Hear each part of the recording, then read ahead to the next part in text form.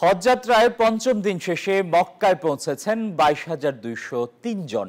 54টি ফ্লাইটে সরকারি ব্যবস্থাপনায় মক্কা গিয়েছেন 4,564 জন, আর বেসরকারি ব্যবস্থাপনায় গিয়েছেন 17,639 জন। এখন পর্যন্ত ভিসা পাননি 13% হজযাত্রী। হজ অফিস বলছে নির্দিষ্ট সময়ের মধ্যে ভিসা পাবে 100% হজ প্রত্যাশী। এছাড়াও বিভিন্ন জটিলতায় যাদের ভিসা আটকে গেছে তারাও অতিরিক্ত খরচ ছাড়াই হজে যেতে পারবেন।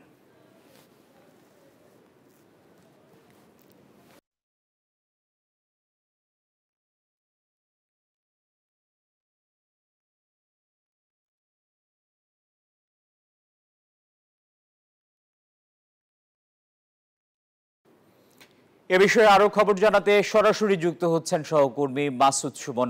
সুমন, এখন পর্যন্ত যারা ভিসা পাননি তাদের ব্যাপারে কি উদ্যোগ নিয়েছেন সংশ্লিষ্টরা?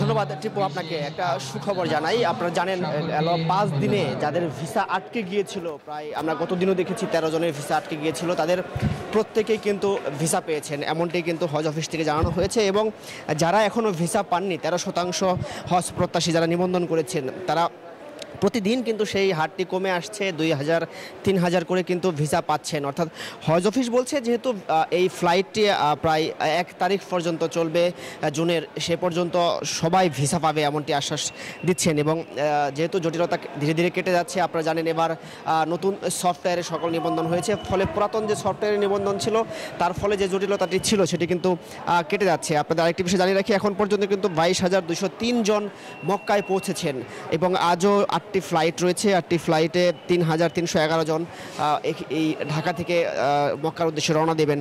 এবং যারা এখন যাদের দেখছেন তারা মূলত এই আজকের ফ্লাইটে যাবেন এবং শেষ মুহূর্তের কাজগুলো সেরে নিচ্ছেন।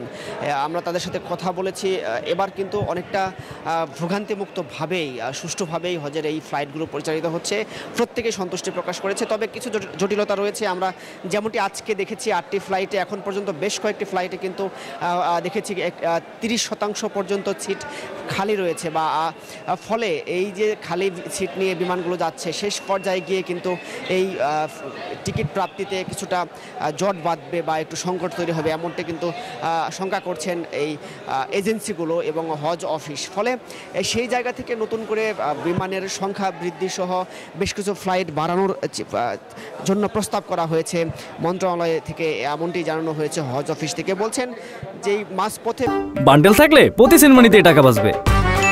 বিকাশ সেনমানি বান্ডেল কিনে জিতুন প্রতি লেনদেনে। বেশ কিছু ফ্লাইট বাতিল হওয়ার সম্ভাবনা রয়েছে।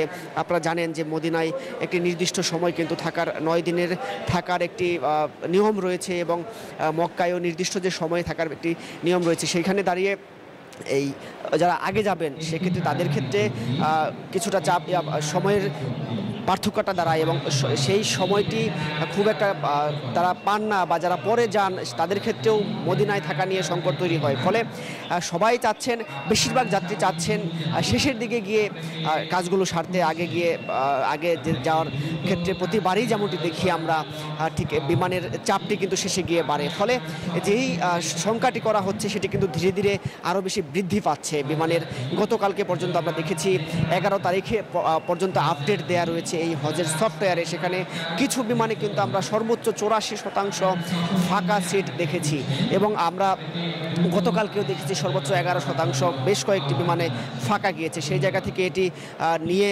বিমান কর্তৃপক্ষ বা এই হজ অফিস বা মন্ত্রণালয় 3টি জায়গা থেকেই কিন্তু কথা বলা হচ্ছে, এবং যেসব ভিসা এখনও পাননি তাদের সব ভিসা কিন্তু সুষ্ঠুভাবে পাওয়ার জন্য বা 100% ভিসা পাওয়ার জন্য কিন্তু বাংলাদেশ সরকারের পক্ষ থেকে সৌদি সরকারের কাছে একটি চিঠি পাঠানো হয়েছে, এমনটি আমরা জেনেছি। এবং আশ্বস্ত করা হয়েছে 100% নিবন্ধনকারী এই ভিসা পাবেন। বেশ কিছু অভিযোগ ছিল আমাদের কাছে প্রথম থেকেই, যেমনটি অব্যবস্থাপনা নিয়ে মশার উপদ্রব সহ বেশ কিছু অভিযোগ ছিল, সেটিও কিন্তু ধীরে ধীরে কাটিয়ে ওঠার চেষ্টা করছেন এই আশকোনা হজ ক্যাম্পের কর্তৃপক্ষ। এবং যাত্রীরা কিন্তু ধীরে ধীরে আপনারা দেখছেন যে এখন যারা আসছেন, আমরা এর আগে যেমনটি দেখেছি এই হজ ক্যাম্পে বিশেষ করে একদিন বা 2 দিন আগে এসে থেকে তারপরে তারা এই হজ যাত্রাটি করতেন। এবার কিন্তু সেই তুলনায় থাকার সম্ভাবনাটি বা থাকার যাত্রীগুলো আমরা কম দেখেছি, কেননা আপনারা জানেন এবার রুট টু মক্কার যে ব্যবস্থাটি করা হয়েছে সেই জায়গায় শুধুমাত্র এই বাংলাদেশের আশকোনা হজ ক্যাম্পেই কিন্তু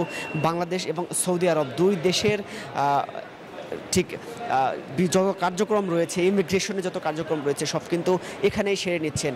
আমরা যেমনটি দেখেছি সৌদি আরব কর্তৃপক্ষ, সৌদি আরবের সেই মন্ত্রণালয় থেকে বা এই হজ পরিচালনা কর্তৃপক্ষ কিন্তু পক্ষ থেকে কিন্তু বেশ কয়েকজন কর্মকর্তা এখানে এসেছেন, তারা কিন্তু এই ইমিগ্রেশনের কাজ করছেন।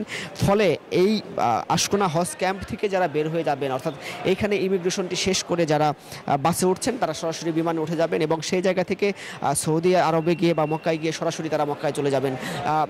তাদেরকে আর কোনো ইমিগ্রেশন পার দিতে হবে না এবং ঠিক ফেরার পথে কিন্তু সৌদিতে বা সেখানে ইমিগ্রেশনটি পার হয়ে আসতে হবে, এমনটি আমরা দেখেছি। ফলে অনেকটা আমরা আধুনিক প্রযুক্তির বেশ কিছু ব্যবহার দেখেছি। আপনারা জানেন সিমের যে রুমিং ব্যবস্থাটি করা হয়েছে, পাশাপাশি বেশ কিছু প্রযুক্তির ব্যবহারের কারণে কিন্তু এবার অনেকটাই ভোগান্তি কমেছে, এমনটি বলছেন হজ যাত্রীরা। তো আশকোনা হজ ক্যাম্প থেকে এই ছিল আমার কাছে সর্বশেষ। টিপু। মাসুদ সুমন, আপনাকে ধন্যবাদ।